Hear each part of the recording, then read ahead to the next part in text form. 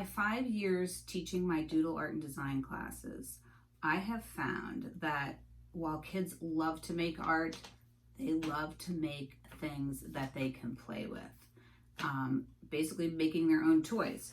And today I'm going to show you how to make this cool warrior toy guy. He could be a decoration.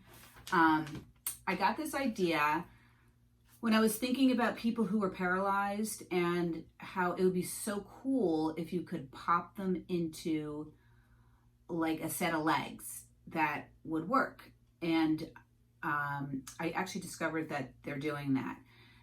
In the Army or the Armed Services are using things where they can make soldiers stronger by putting them into almost a robotic legs that can help them be stronger, lift things. And they've, I don't know who the theys are, but people have created these robotic suits almost that paralyzed people can walk in. So I thought, oh, that's cool. And I called it my exoskeleton class because we as humans have a skeleton inside, endoskeletons, and that's what helps us, supports our muscles, all our guts and our skin and everything. But there are creatures with exoskeletons where their strength is on the outside, or their shells, such as lobsters or different beetles. And so my guys have exoskeletons, my guys and girls, or whatever pronoun you use. So what you need to do this project is a floppy monkey or some sort of stuffed toy. I got these at the dollar store. I don't know if they're still selling them, but you could probably find something like this. Like this is very floppy. You can't really do much with them. I mean, they're fun and cute. And we're going to turn it into this guy or girl who can actually do stuff. So what you need is some sort of floppy stuffed animal, wire to create our exoskeleton, wire cutters, scissors, and fabric. Any kind of fabric you've got lying around the house, scraps, because we're going to be cutting it and wrapping it. And I'm going with sort of a animal rustic theme, a lot of browns, golds. If you have tulle or ribbon lying around, that's good. I always like a little bit of glitz on my things, so I found this. I have yarn, which 2 different colored yarns, and then I found this bit of feather boa, which I don't know if I'm going to add it or not. Beads, if you want. This warrior has like a beaded sash and belt, and if you wanted to at another time with like popsicle sticks, you can make swords that you could then stick in the belt. So, and fur. I'm a big fan of fur on these creatures. So what you want to do is cut a this is pretty soft wire. I mean, you can get all kinds of wire at Joann's or Michael's. They come in colors. Since I buy this from my studio in bulk, I always get this soft, I think it's 14 gauge, something that you can bend fairly easily. And with my wire cutters, and also you need scissors. I don't know if I said that already. And I have scissors right here. So you want to cut a fairly long piece of wire. I mean, if you can get it all in one, if you don't cut a long enough piece, you can always cut more. But I always find it's better if you can have a continuous, if you can have it be one continuous piece instead of adding pieces. Now, I found the smaller kids do not like, I'm going to take your tag off, do not like to cover the faces, but in order to make it a cool character, you need to. So you can't worry about that you're smushing his head, because the monkey is just the basis. So what you want to do is just wrap. And you want to make sure when you're wrapping, you don't wrap the arms, to the body, because you could forget, and next thing you know, he can't use his arms. So you want to get him pretty well wrapped. And then what I do is make sure the arm is out, wrap around the arm, down to the hand, I often make a loop that you can then add stuff to, twist it, go back up his arm. So you can already see he's now got this exoskeleton. So where this arm is just like, woo, floppy, this arm can actually do stuff. So get him over here, go around his torso, lift up that arm. I do the other arm. And the idea is we want to get this, well, with the wire, as much wire as you want to put on, but we basically don't want to know that this guy was a monkey.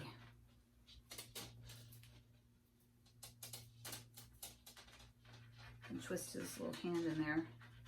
Come back up the arm. And go around his body, his torso. So this is where you have like a little chubby monkey with long legs. You're now going to get a very slim, muscular warrior character. That's underneath. So I do the same thing that I did with the arms, with the legs. Go down. But it's better to wrap the wire around the leg than the right leg around the wire, I think. I mean, you can try whatever you want, but this way the wire is, if you want it to be out a little bit so that you can tie stuff in to the wire. Yeah, let me go down, get his feet, maybe I leave a little loop because then he can have a foot if you want him to, which may allow him to stand up.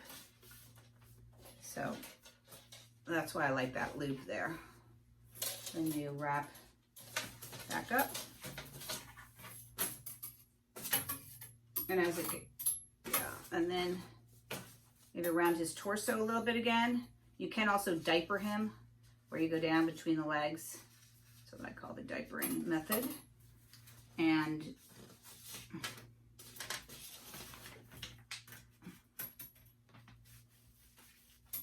go around his waist again. Whoops. Should go around his waist this way. Somehow I have just unwound him. So I go this way.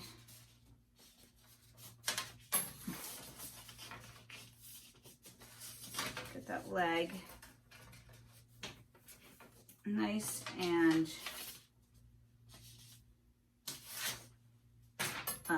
nice and firm.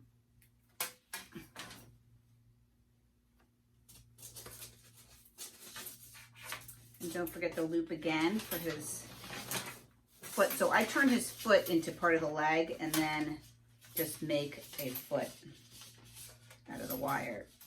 They also give him a little bit more height if you want. And then go back up.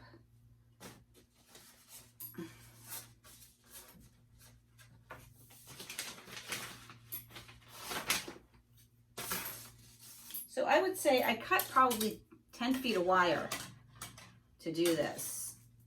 You always need more than you think, or less in this case. And then we get that, go around his waist again. I may even go up and around.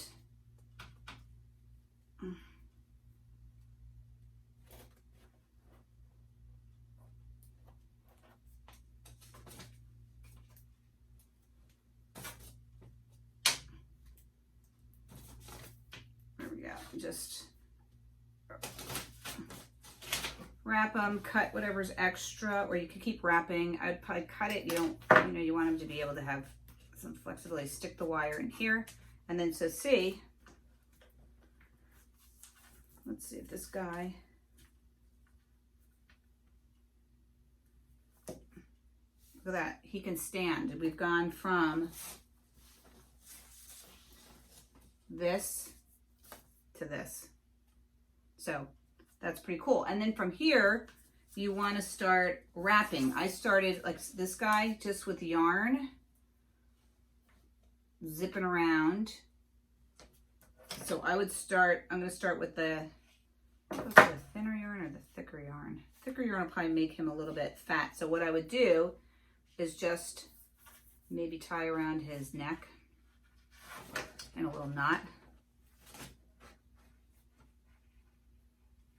And then just start wrapping. So we want to get him completely covered. I'm going to speed this up a little bit.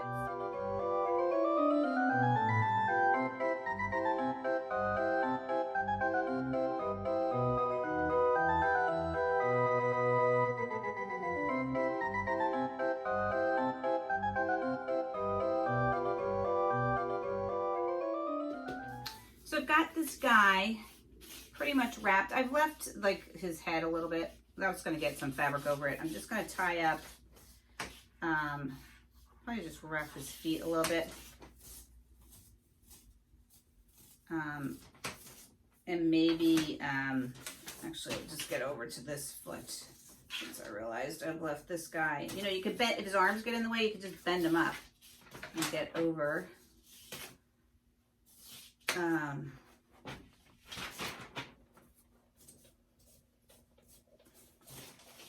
So I'm gonna get this guy's foot covered a little bit more.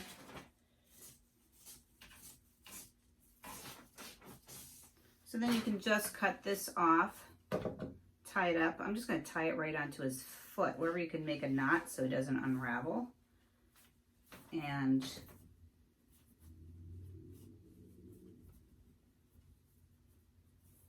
you've got a pretty good situation going on here. There we go. So he's tied up. He's like able to do some things. And then the rest is now just covering him in the fabric, whatever kind of cool. I had some beaded like fringe I put around so he can actually make some noise. Different, you know, it's whatever, as much stuff as you can find. You want to wrap your guy up and then, or your girl, and then wrap different stuff around to make shoes or boots or head wraps. So I'm just going to add some different things. And that's what you do. So let's keep going.